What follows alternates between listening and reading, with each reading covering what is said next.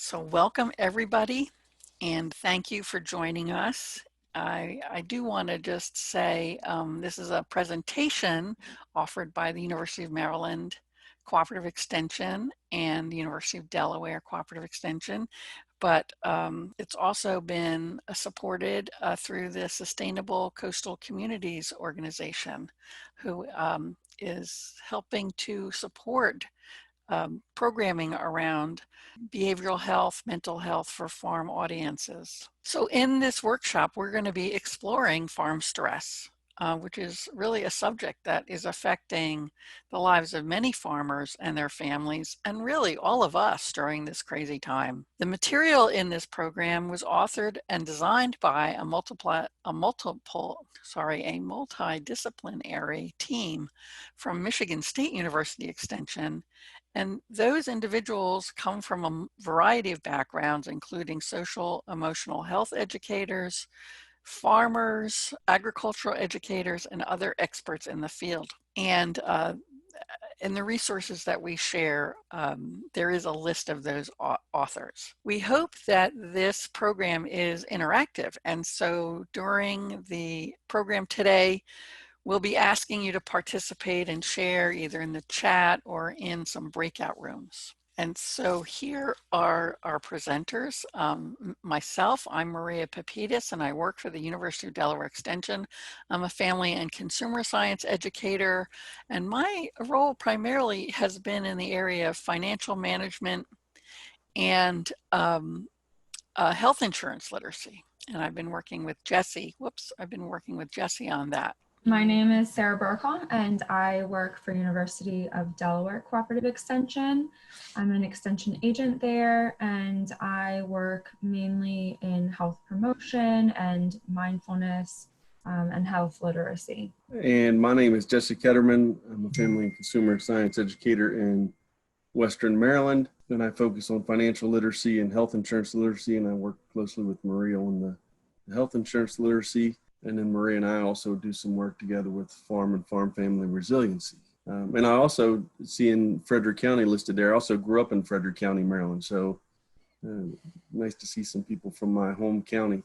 Now, from a Maryland's perspective, Maria, we also you mentioned that you were recording. We got to let people know in Maryland that we are recording the session today. So our objectives for today is really to help build some awareness around potentially stressful conditions that are affecting farmers.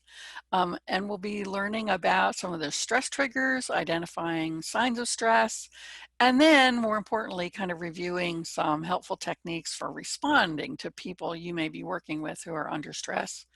We'll be learning some techniques for identifying and approaching and working with farmers who may not cope with stress very well, and really kind of do some practicing around that. And then lastly, learning where to go for some additional help. So I think we know it is no surprise that farming is stressful and it's a high risk profession, and that at least some of the farmers that we know are confronted with more challenges than others. And we know farming can be really hard on the body, and this can be seen in recent data, some of the information that's on the slide here. The Center for Disease Control and Prevention reports that in 2016, 417 farmers and farm workers died from work-related injury, resulting in a fatality rate of 21.4 deaths per 100,000 workers. Most of these fatalities are from transportational incidents like tractor overturns. And the typical cost of one tractor overturn is $1 million. Those who work in food production and processing have a significantly higher mortality rate than those in non-food industries. And in 2014, the highest number of injuries among farmers aged 50 to 59, in 2014, the highest number were among that age group. And each day, approximately 100 agricultural workers suffer an injury leading to lost work time. The annual cost of injuries, including medical costs and lost productivity, is estimated at $8.3 billion. The National Institute for Occupational Safety and Health recently examined 130 occupations and found laborers and farm owners had the highest rate of deaths due to stress-related conditions, such as heart and artery disease, hypertension, ulcers, and nervous disorders. So that really underscores the notion that stress has physical implications. One of the other things we're seeing is opioid use and misuse, and it's getting to be an even bigger issue in rural areas. And about 3 of every 4 farmers say it would be easy to access opioids, and 1 in 4 have reported that they have taken an opioid without a prescription or have abused or been addicted to opioids. That's 1 in 4. Making all of this even more of a challenge is in many of our rural communities, we don't have adequate medical infrastructure. There is a health professional shortage. And there are, statistics about, kind of where geographically there are those shortages. And we know that 67% of those areas that have those shortages are in rural or potentially rural areas. And when considering mental health care, almost 62% of those areas of shortage are in rural areas. So we all have to learn to manage our stress levels and to reduce the effects of unwanted stress, because too much stress can make a person more accident prone and affect their health and well-being. We know that people who are under extreme stress do not make good decisions. And this is why it's important to identify common stressors, recognize those symptoms of stress, and manage that stress. And by doing these 3 things, you can make your workplace a safer place, but help farmers make their workplace a safer place as well. There is this notion, this idea of the agrarian imperative. And this really refers to the powerful connection farmers have with their land and their animals that is really difficult to break. And this connection is part of what farmers identify with. And if farmers have to consider career options other than farming, it can make this consideration very difficult.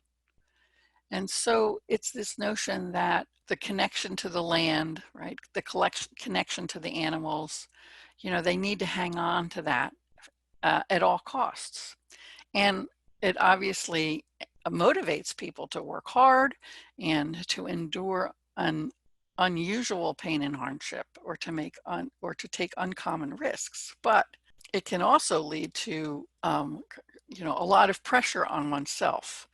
And when you work hard and you're determined, and you have this notion that I can take care of my family and myself and take care of the land and be successful, and then things out of your control really impact your ability to do that, it can really devastate an individual or the family, and of course the farm business. So this chart looks at net farm income since the year 2000. And you all know that in 2011 and 12 and 13, there were some record years for farm income. And then things started to slide in 2014. And this has led to a situation where net income has declined almost about 50% since that peak.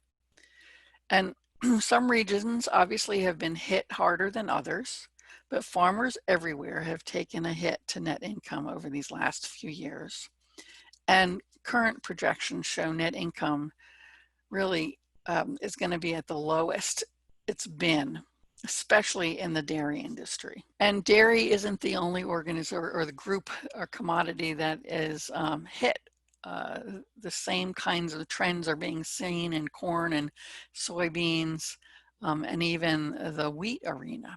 And so we know on Delmarva, many of these commodities are key producers, and so income producers for farm families. And so we know just from the data that families are struggling and farms are struggling. So this slide speaks to median farm income by ag sector. And the gray bar speaks to total household income, and the yellow bar speaks to median household income from farming. So the total household income and portion of household income from farming is organized by commodity. And you can see that dairy income falls below the national average, right? The national average is about $60,000. And dairy relies on over half of its income from farming, whereas other commodities are really relying on other, outside income to really support household income and well-being. So especially for dairy farmers, because it's so people intensive, I'll just say, when dairy operations can't recoup that income from the dairy operation, then the whole household really suffers. And that puts a lot of pressure on the farmer, but also the family. Other kinds of things that we really need to acknowledge is, weather-related losses. And again, this gets to things that farmers can't really control. And one of the statistics that I wanted to share is it says, in 2017, an estimated total of more than 300 billion in economic losses were incurred from 16 different weather-related disasters that totaled in billions of dollars in damage. And so for the past few years, we've really seen many natural disasters, including drought, including strange, temperatures and weather patterns. Thankfully, Delmarva hasn't really been hit by fires, but in other places in the country, they've experienced that. And so there's a lot of destruction of property or destruction of our commodities, and certainly this whole COVID situation has impacted not only our ability to get out there and farm, but also the ability to move products out into the distribution system. Especially our poultry industry has been hit this year. So in summary, right, price volatility is going to continue to exist, and many agricultural markets are bearish for the near future. Many farms are struggling to cover cash flow. Year over year earned net worth is negative for many of the sectors within agriculture, and many farms are in financial distress, putting farm families under prolonged stress, causing mental and physical health issues. And I think the other piece on top of this now, because we're all at home, is this added pressure of, how am I taking care of family? How am I taking care of, the kids and maybe aging parents while trying to work from home, even if I even have a job, because many people have been furloughed. And so it's even exacerbated during this COVID situation. So right now I'm going to turn the presentation over to Sarah, and she's going to take us through some information about identifying and managing stress in ourselves and others. Yes, so the next section that we're going to discuss is about stress. And this is stress in yourself and also in others. That could be family, friends, or even coworkers. Challenging economic times mixed with other mitigating factors can really impact stress at all levels of the farm and the food production chain.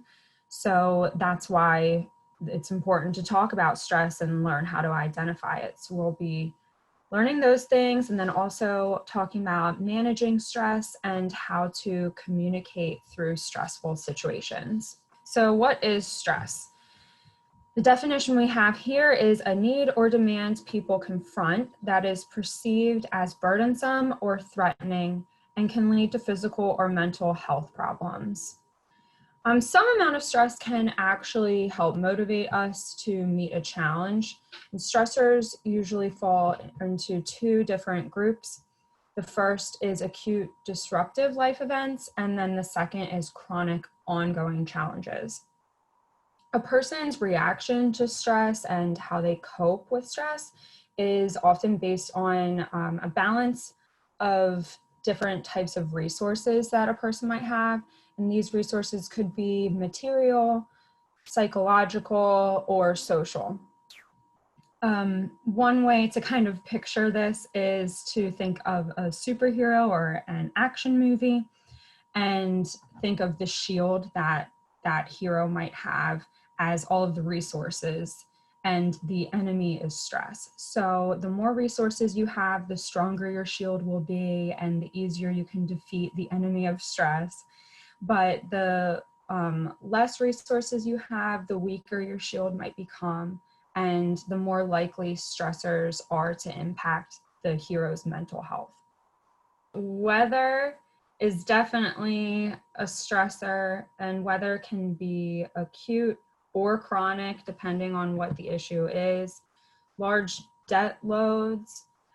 Farmers can take on debt to expand farming operations for land improvements or repairs, or maybe to buy, repair, or replace equipment to keep the farm running and cover operating costs. Government regulations is one that can be a source of stress. Government regulations impact many different parts of the farm as a business, and the regulations can include things for animals, crops, land use, and labor, among others. Machinery breakdown is an example of an acute disruptive event that would require a lot of time and money and repair skills to resolve. Interest rates on loans could be a source of stress if the farmer is unsure of how they'll manage to pay back the loans. Crop yield has a direct relationship to financial income to be able to pay bills. And any uncertainties related to crop yield, like how to manage pests, could really increase one's stress.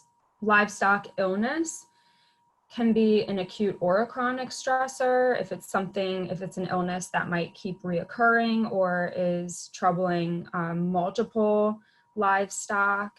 The consequences might be high or low, and there might be some vet bills that weren't planned for. Commodity prices fluctuate over time and really impact financial well-being of the whole farm. This could be considered a chronic stressor. And then disagreements with family members. So typically the whole family is involved in a farm, and there might be disagreements about some important decisions that impact the whole well-being of the farm.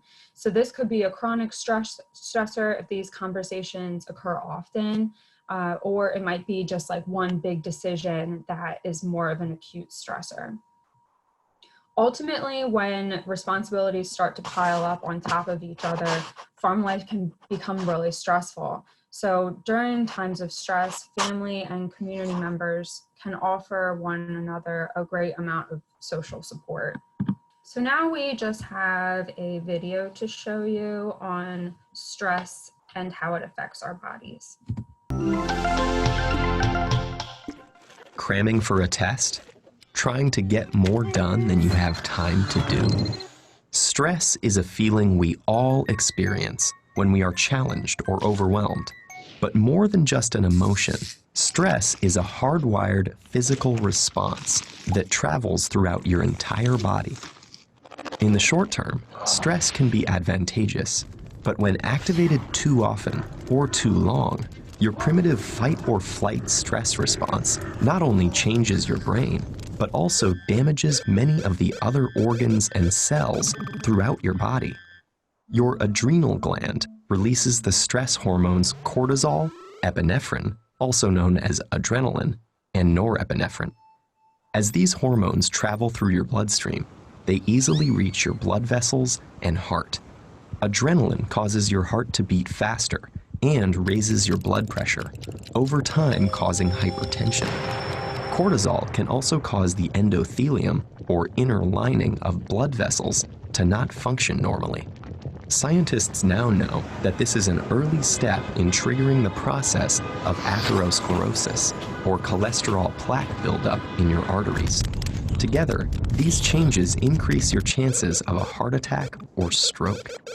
When your brain senses stress, it activates your autonomic nervous system. Through this network of nerve connections, your big brain communicates stress to your enteric or intestinal nervous system.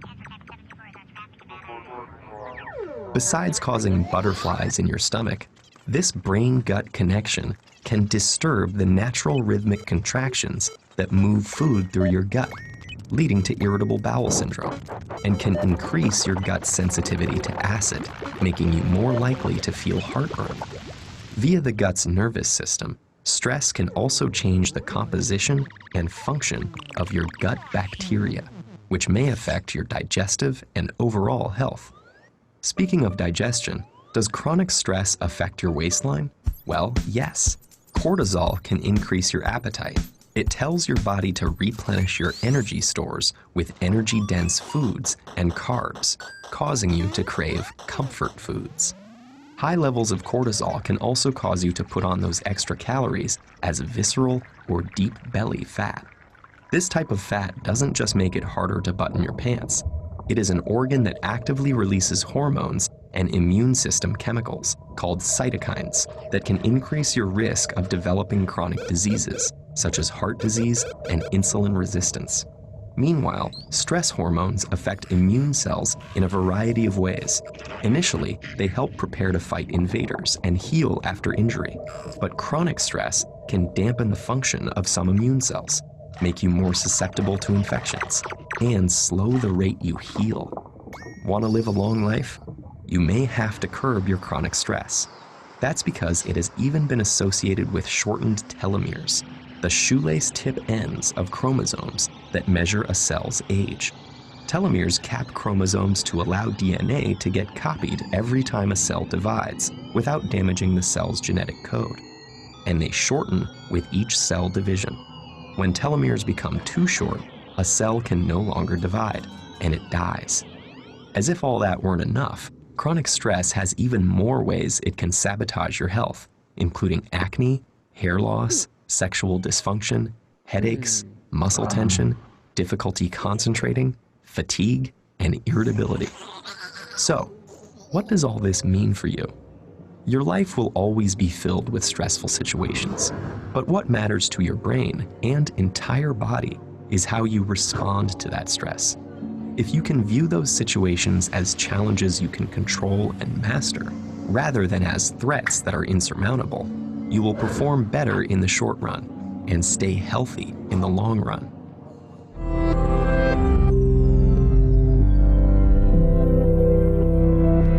We saw a lot about cortisol in that video. Cortisol is a stress hormone that is released in times of fear or stress. Cortisol increases glucose in the bloodstream, and that motivates us to act and take action on things. But if cortisol remains high, that can have bad impacts on our bodies. It can alter our immune system, suppress digestive and reproductive systems, suppress the growth process, and it can actually affect changes in our mood, fears, and motivation. So when all of this happens, some health problems can be associated with higher cortisol levels, which could include heart disease, lowered immune system response, digestive problems, sleep problems, issues with memory or concentration, weight gain, anxiety, depression, and lower life expectancy. So I do have a visual here. So if you can see my little screen, there's a little thumbnail on the side. And this is a clear jar. You can see through it. This is representing your brain. So if you can't see my screen, there's also the picture on the slide. The one on the left is the clear, thinking clearly brain. You can see through it, everything's fine. And then we're going to pretend that the things in the jar are cortisol. So when you shake it up and get more cortisol added to it, you can't see clearly. It's really hard to think. Your brain becomes cloudy. And until you really take some time to let everything settle down, it's going to be hard to make decisions, and you might become anxious, and it makes things more difficult. So what does stress look like? How do you know when you're feeling stressed? What are your physical, mental, emotional, or social signs to show you that you're feeling stressed? We're actually going to start a breakout groups. So once you get into your breakout group, you can unmute yourself and talk about some things that you might see within yourself or within other people, just some signs that show you that you're feeling stressed, or what you might notice in someone else that's feeling stressed. So here are a big list of things that we have as examples. For physical, a lot of times people tend to, we're good. A lot of times people tend to have physical signs of stress like headaches or ulcers, or even just body aches in general. There might be different eating problems, sleeping problems, feeling sick or having a cold often, or just be physically exhausted and being tired a lot. Emotionally, there might be more sadness or depression, or feeling bitter, angry, having anxiety, loss of spirit, or that loss of sense of humor. Just different. You might find that someone's just behaving differently and they don't act like themselves anymore. For behavioral, they might be irritable. There might be some backbiting or acting out, passive aggression, anger. There might even be some increased drinking or taking drugs, isolation or violence. Cognitive, there may be some memory loss or a lack of concentration. Someone might have difficulty with making some simple decisions.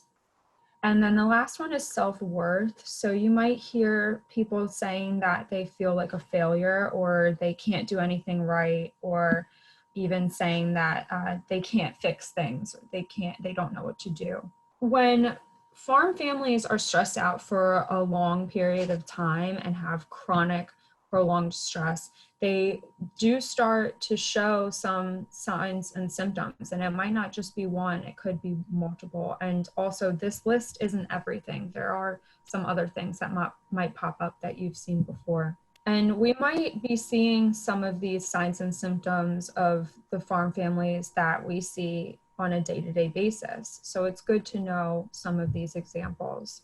So we talked about general signs and symptoms of stress, and now here are some examples of that chronic prolonged stress. So when someone's experiencing stressful situation for a longer period of time, there might be a change in routine. For example, they're not showing up at church anymore, or they drop out as a 4-H leader, or they're not stopping in at a local coffee shop anymore like they used to. This might be a little, I'm just thinking this might be a little hard to identify in this time, because some of these places are closed down or not as busy. So that's a little challenging to spot, but in a normal situation, that might be something to look out for. The care of livestock may decline, so the cattle might not be cared for in the usual way, or there might be some signs of neglect. There may be an increase in illness in the farmer or the farm family members. They might have more upper respiratory illnesses or any other chronic conditions. There also could be an increase in farm accidents. This could be due to fatigue or a loss of ability to concentrate. And children may even be at risk if there isn't adequate childcare. The appearance of the farmstead may decline. The farm family might not take the same amount of pride in the way the farm buildings and the grounds appear, and they might not have as much time to do that maintenance work anymore. And then also children can show signs of stress. The farm children might start acting out or show a decline in school performance. They might even become absent from school, and they could show some signs of physical abuse or neglect. So now we will talk about how to handle stress. The first example we have is deep breathing, and I actually am going to walk us through two different types of breathing exercises. The first one is called box breathing, and for this one, you breathe in for 4 seconds, or a count of 4. You hold the breath for a count of 4, exhale for 4, and then hold your breath again for a count of 4. So I would invite you all to practice with me. I will walk us through this. First, you want to make sure that you are sitting tall, so you can roll your shoulders up and back. Make sure your feet are flat on the floor. This just makes it easier for us to breathe properly. So we will begin with taking an inhale and count to 4. Hold. And then exhale for a count of 4. And then hold again for a count of 4. We'll do this one more time. Inhale. Hold. Exhale. And then hold again. Okay, and then the second breathing technique is called the 3-breath reset. So again, make sure you're in a nice position where your chest is open and your shoulders are down, your feet are flat on the floor. And the first breath, we're going to just take a deep breath, focus on filling in your lungs with air, and just feeling your chest and your lungs expand. So go ahead and take that really deep breath in, and then exhale it out. On the second breath, we're going to breathe in, and when you do this deep breath, really focus on that tension that your body may be having. So go ahead and breathe in. Recognize all the tension that you might be feeling in your body. And when you exhale, release all that tension that you noticed and try to focus on the difference between the two. So exhale everything out. And now on this third deep breath, we are going to inhale all this good energy that is in your room or in your house. So go ahead and inhale and just think very positive thoughts. And then exhale all the good energy out to your surrounding area. So those are two pretty simple breathing techniques that you can use on yourself, or if someone else is stressed and you think that a deep breathing technique might help them, you can go ahead and share that with them and do a breathing exercise together. The second example we have is self-talk. So self-talk means really paying attention to our internal monologue and the kinds of things that we say to ourselves. We really want to treat ourselves the way that we would treat someone else and try to use compassion for our own thoughts. So when you become stressed, sometimes it's easy to give up on things or really beat yourself up over something and start thinking negatively. So once you recognize that, just try to say to yourself, like, I can do it, I've got this, or I can fix this situation, or everything will be okay, I can figure this out.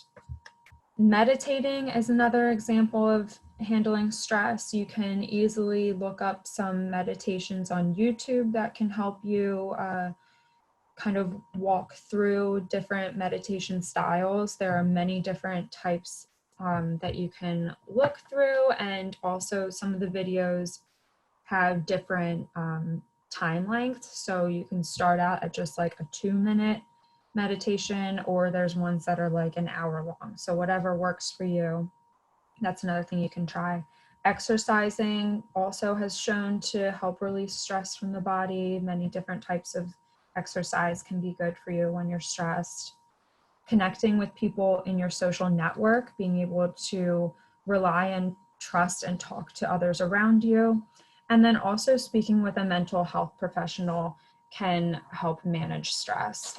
A study has shown that in a sample of 190 farmers and ranchers, lower levels of social support actually resulted in higher depression scores. So this just shows that your social support system is very important. And how can you help provide social support?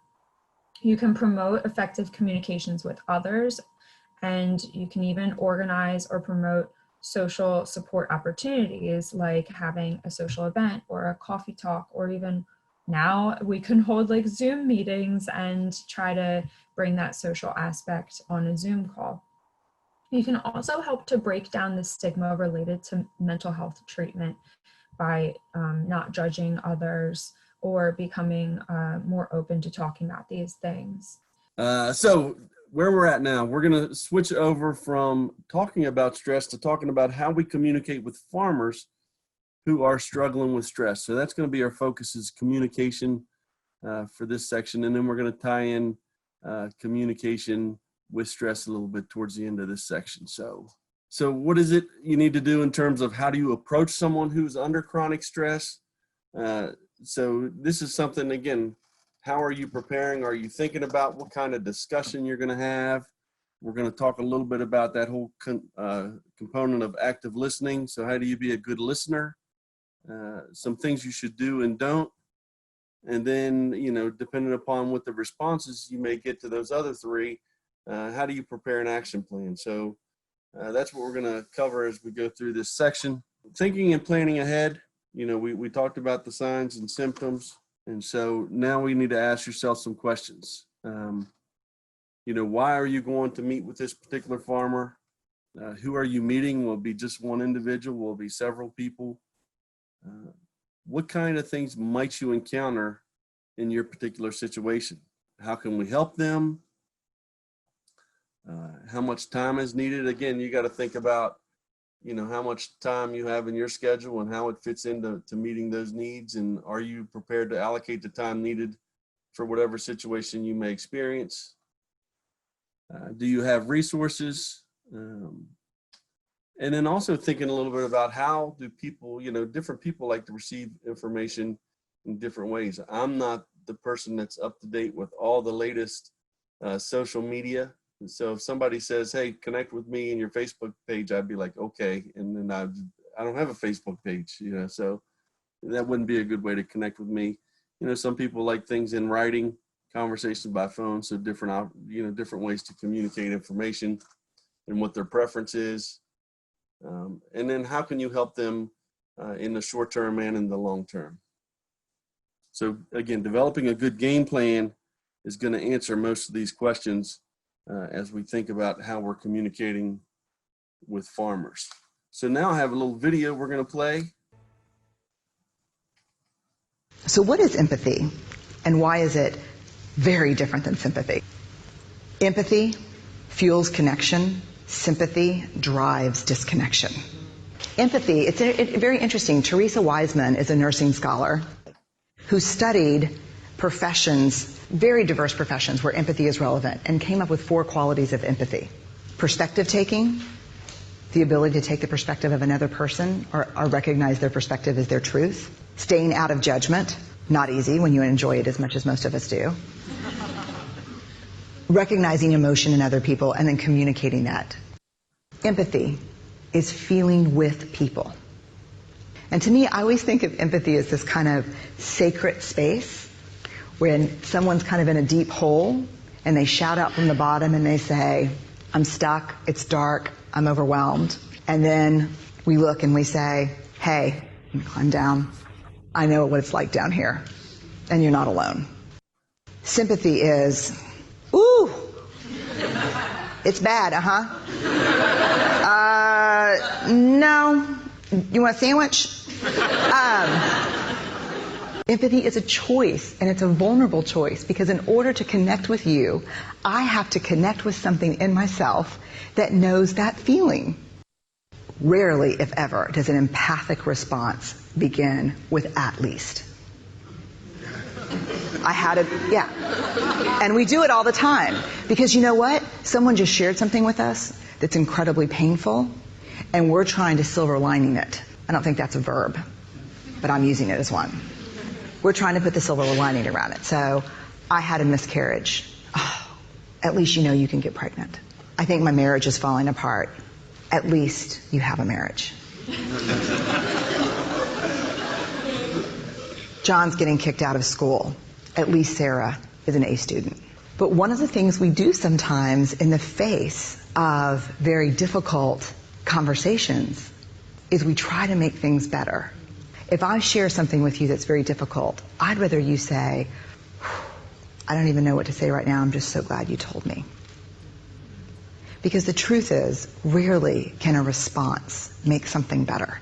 What makes something better is connection. So again, we're looking at empathy. We're not really trying to to go down that sympathy route. At least you were married. I don't know if I'd want to do that. But so you want to focus on empathy, making sure that you are engaging them and embracing them. You know, and again, you may not know all the answers, and that's fine. But you may have some answers that you can provide. But what you really want to emphasis is having them play an active role in coming up with answers. So you don't really want to provide all the answers for someone. You want people to come to their own conclusions and to be able to reach their own answers. So what else do we have here? We have, can you help them discover and live with possible outcomes of decisions made? So again, getting them to think through the decisions that they're making. That's the whole element here in terms of getting into that proper mindset of again, being empathetic, listening, but again, letting them provide the answers and the solutions and thinking through those answers and solutions. Of course, the goal there would be to create an open and honest dialogue. And so you're thinking of 3 key points here. You want to preserve the relationship, you want to create safety, and you want to listen. And then you want to develop a shared purpose in resolving. And so here are some questions to think about as you go along through that. You know, when it comes to preserving the relationships, you want to make sure that you're sharing the facts and the impacts. There's things that how they impact you, how they impact others, and you want to do that without judgment or without blame. You know, a good statement that would go along with this is like, I'd really like to resolve this in a way that works for both of us. And then again, some of those open-ended questions that you could ask would be, how do you see the situation? Is there something that I'm missing? So they can give you some feedback in that manner. In terms of listening, creating safety and listening, you're looking at good questions to ask around that. It would be, can you tell me more? Is this what you said? You can paraphrase. In other words, I'm hearing this. Did I get that right? Or you can summarize from what you're saying. I sense that you're feeling blank. Is that right? Or you can always reframe and ask the question again. So I'm hearing that you'd like this to happen. Is that right? So those are things you want to think about in terms of listening. When it comes to developing the shared purpose and resolving, you know, you can use that phrase such as, are you willing to? What do you want from that? How can we satisfy both your needs and mine? What do we both care about? And then again, that whole concept of brainstorming solutions. And so obviously, you know, if you're going to develop these skills in these 3 areas, it's going to take practice, and you need to make sure that you practice doing that along the way. Michigan State kind of talks about the active listening continuum. And, it starts with asking. Asking is often when a conversation starts. So when someone is invited to say something, that begins that conversation process. Once you get the conversation started, then you can go into probing. And again, this is just how you're trying to gather more information about the situation. That's what probing is. Attending means be present. You want to be engaged. You want them to know that you're engaged. And so that's not just eye contact. It can be connecting with them with your other nonverbal communication as well. And again, paying attention can be responding, yes, yeah, I understand what you're saying. Good ways in terms of restating, and again, just repeating what one has said. Paraphrasing is using one's own words to restate what the speaker said. Then we have summarizing, and it's paraphrasing and adding emotion that seems to be expressed by the speaker. And then reframing would be to state in neutral unbiased terms what one thinks the speaker really says. And so this communication process is a back and forth type of thing. You are listening, you're sharing, you're connecting. And again, it ties real well into the whole empathy concept, because if you're using this active listening continuum, you're going to be empathetic in what you're doing. And if you're interested in more about this, you can search this active listening continuum in Michigan State University, and they have some additional information on that around the active listening component. So here are some phrases that you might use when you're being an active listener. And so I can see that the current situation is hard for you. What changes would you like to see? Again, you're not providing answers. You're trying to get them to provide you with answers. I'm eager to help you. I know you're going through some tough challenges. Tell me what I can do to help. I can hear you saying, and then it sounds like you are thinking that. Again, that's you repeating back the information that they're providing to you. And so let's look at that a little bit more. What to do if in stressful situations. So, hey, I know of several farms in similar situations, so you're trying to connect them to what's happening maybe with others. And again, a kind of a spinoff of that would be every situation is a little different. So help me better understand your situation. Have you thought about and see where that goes? I could maybe help you with whatever your answer may be there. I can think that if we, again, sharing some ideas, but not leading them. You don't want to lead them. You want them to come up with the answers to the solution. So anytime you see these blank spaces, again, really think about how you're trying to get them to engage in the conversation and to get feedback from them. This new idea might blank. What do you think? And again, when Sarah talked about stress and losing clarity in your thinking, sometimes it's important to write things down and then look at it from a pros and cons. So, and again, when that cortisol is running through there and you're not thinking clearly, you may not slow down enough to think about what the pros and cons may be. So writing them down really can help with working through a particular situation. And so, these are some additional stressful situations that you need to be aware of and how people respond. People under stress typically don't process things as well as expected. They are easily overloaded. So again, you don't want to overwhelm them just by the conversation. So make it a simple conversation, use the paraphrasing, but again, don't overwhelm them. Be sensitive to help people organize information in a way that will enable them to remember and process what is discussed and the consensus that was reached. So, again, that ties back into the whole being empathetic to the situation and responding in that manner. And then the final point there, which is really critical, is that the timely follow-up with written communication, reviewing the discussions. And again, not everything is going to be in writing, but that follow-up piece is very important. And so making sure that when you have these conversations and they have provided their thoughts in terms of how they move forward, following up to make sure that they are doing those things is a very important component, which kind of ties us into the next slide here, which is, again, more do's.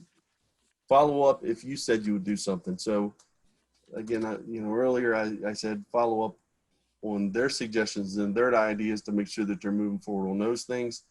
But if you had a role to play, make sure that you follow up on what you said you would do. And again, even follow up if you did not say you would. And that's that whole concept of what I was just talking about. You got to reach out to them, stay connected, be a support, and let them know that you are there for them. What is your current role? Can you do? And don't promise what you cannot individually do.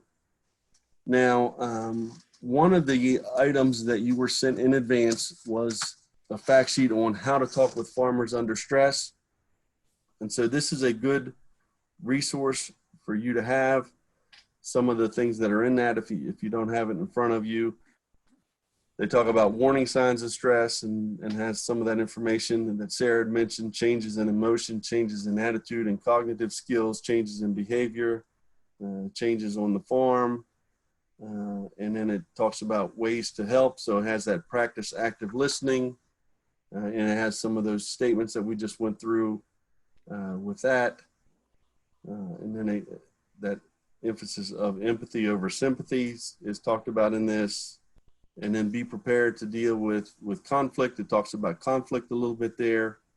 And then some other resources and recommendations that go along with that. So it's a good handout. It was in the material that was sent to you for this workshop, and it's titled How to Talk with Farmers Under Stress. So now we jump into a more critical topic, and that is the relationship between chronic stress and suicide. And so as this chronic stress goes on, it becomes more and more difficult. Some people do respond with thinking about harming themselves. And so one of the things that we were taught when we were talking about this section, you do want to think about how you say that and talk about, the suicide, right? Because, we use phrases like die by suicide or someone took their own life. And that's a better way to communicate with suicide than it is to say committed suicide or successful suicide, because, you think about it, there's nothing successful about suicide. And then the whole thing of commit often feels like a crime or a sin. And again, we don't want to stigmatize the whole concept of suicide. We want people to reach out for help and support when they need it. So what are some of the warning signs that go along with suicide?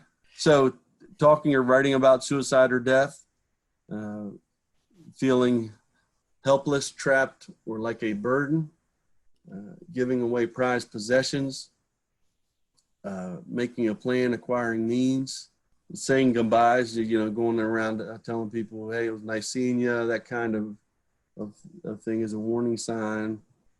We mentioned isolation from others, loss of interest in things, and then mood changes. Examples, here are some examples of statements that someone might make. So they may say to a close friend, I'm going to kill myself. They might say, don't be surprised if I die in a tractor rollover tomorrow. That can be an accident. They're thinking, this situation, maybe if it looks like an accident, I may be able to get insurance and it may be able to help my family on the financial side of things, not thinking about the emotional aspect that it might have. So, an example to a banker might be, if you're foreclosed, you'll be seeing my obituary next week. To a friend, hey, if I should pass away, I want you to have my old Winchester 12 gauge. So someone handing away those sentimental items that they have, trying to pass them on. What happens to my debt if I die? These are all, again, warning signs. A couple more examples here. Is this enough medicine to kill someone? when I can't sleep like this, I don't give a blank about life. I'm going to be leaving you nothing, I'm afraid, just my burdens. To a daughter, you'll need to look after your mother when I'm gone. You know, now, is this list all inclusive, or are these all the warning signs? No, but it gives you an idea of what people are going through emotionally and psychologically as they're contemplating suicide. And so, how do you respond when you see these things? How do you respond? And that's where we're going to go in our next step, right? And that next piece is, how do you ask someone if you are having thoughts of suicide? And what I want to tell you is, it is okay to ask the question. The question is not going to lead someone to suicide. And so one of the things that we do with this workshop is we want people to practice saying that. Again, asking the question does not increase the risk of suicide. And so what's important next is how they answer that question. And so if someone says yes, at that point, you don't want to leave the person alone, and you want to call and get them help, right? And in some cases, that might be calling 911 and getting an ambulance there. You may want to call a family member just to let them know, hey, we were having this conversation, this came up, and you just need to be aware of it. But you do want to get them support, right?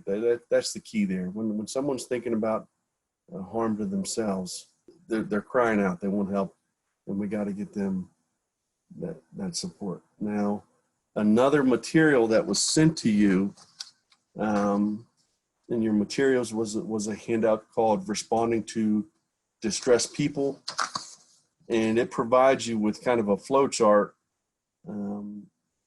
with how they, if you ask this question and you get a yes, if you ask this question, if you get a no, and you can follow it through the flow chart. So it's a good resource for you to have. It was sent out in the materials that you received in advance here. So the other number to be aware of is the Suicide Prevention Lifeline.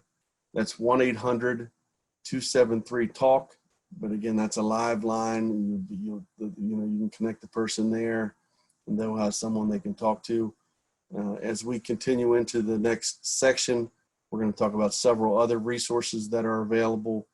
And there's also going to be the crisis text line we'll share here shortly as well. But I just wanted to bring particular attention to the Suicide Prevention Lifeline at 1-800-273-8255. And this may be something that you keep in your notebook or whatever it may be, so that you have it with you just in case you deal with this situation as you're interacting with someone. And it doesn't matter whether they're a farmer or a friend or a family member, having the resource there available to you is what's most important. The next few slides are really about some of those important resources, and especially kind of related to farmers and whatnot. And so there are on the slide several resources. The Center for Rural Affairs has all sorts of information and background information really to support you, right? The crisis text line, so some people may not feel comfortable talking with someone, right? So the text line is similar to that lifeline. And so you can actually text, right? So you type text to connect to that number. And then a texting conversation, an anonymous texting conversation would start. The Iowa State University has a 24-hour concern line. And so this is not necessarily targeting specifically people who are suicidal, but any kind of concern, right? So I mentioned earlier domestic violence. There could be, issues around, I don't know what to do with my teenage daughter. They're, she's all moody, right? And so the concern line is really something, not just addressing suicide. The Lifeline, the National Suicide Prevention Lifeline, Jesse already spoke about.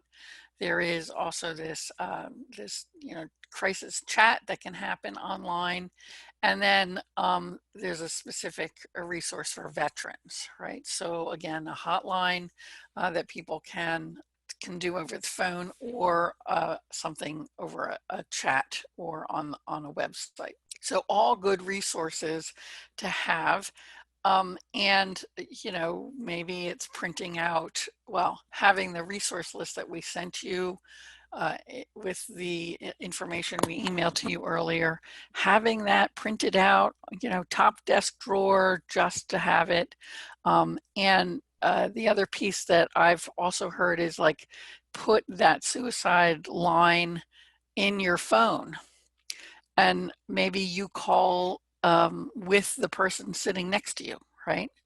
And just be present while they have a conversation with that support person on the other end of the line. Sometimes just being there is what's most helpful. So just sort of as a review then, we know farmers are having stress due to all sorts of reasons, the economics, weather related, this pandemic that we're in.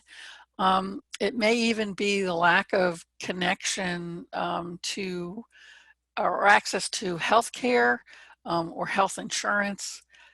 And so there's all kinds of reasons why they're under stress. And we know that chronic stress is a common response to the challenging situations that farmers face. And we've learned that listening empathetically is really the most helpful thing that we can do for someone who's going through that extreme stress.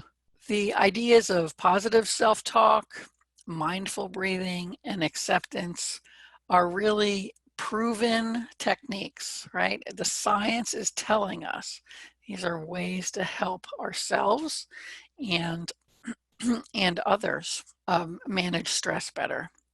And then, lastly, as Jesse reviewed, you never want to leave a distressed person alone, and you want to try and call a friend or a family member, or even 911 if need be, to really get connected to supports.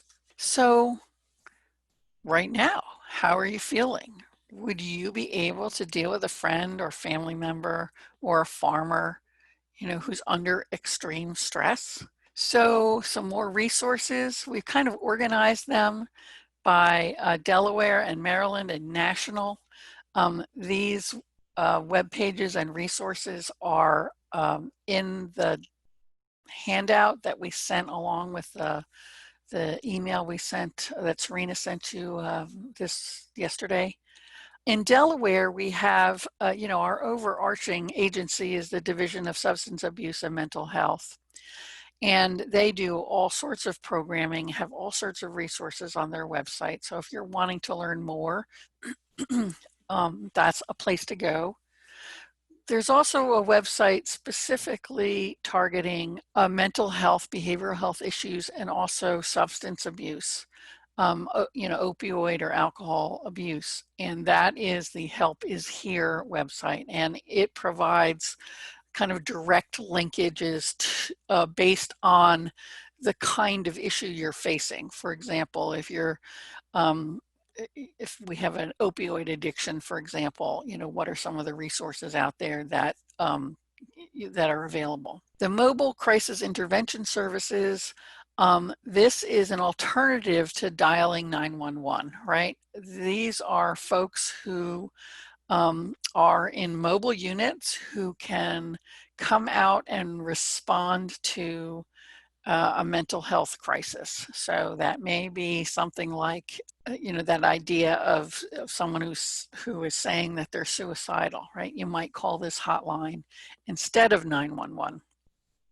They're a little bit more prepared to deal with kind of mental and behavioral health issues. And oftentimes, if you call 911 and you explain what's going on, those folks are also going to call these folks, right? And so there may be two responses to a 911 call. In Delaware, we have a couple of different mental health associations, the Mental Health Association of Delaware and the National Alliance on Mental Illness in Delaware. Both have really great resources to support work that we're doing.